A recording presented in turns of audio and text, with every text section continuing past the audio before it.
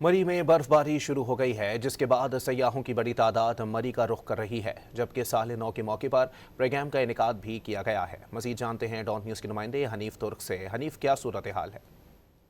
जी, मलका कौसार मरी में बिल आखिर तवील खुश्कसाली के बाद बलाई इलाकों के अंदर हल्की बर्फबारी का जो आगाज़ हो गया। इस वक्त वादी कश्मीर से आने वाली ठंडी यकबस्ता हवाओं के साथ बर्फ़बारी का सिलसिला जौन सा है वो स्टार्ट हुआ। इस वक्त मैं TDC प्लेटफार्म सफारी ट्रेन में मौजूद हूँ, जहाँ बॉन फायर म्यूज़िकल नाइट और ये चीज़ें हो रही हैं। इस वक्त बड़ा ही खूबसूरत और सुहाना मौसम है और ये TDCP की जानिब से बड़ा ज़बरदस्त प्रोग्राम मरी के अंदर अरेंज किया गया है।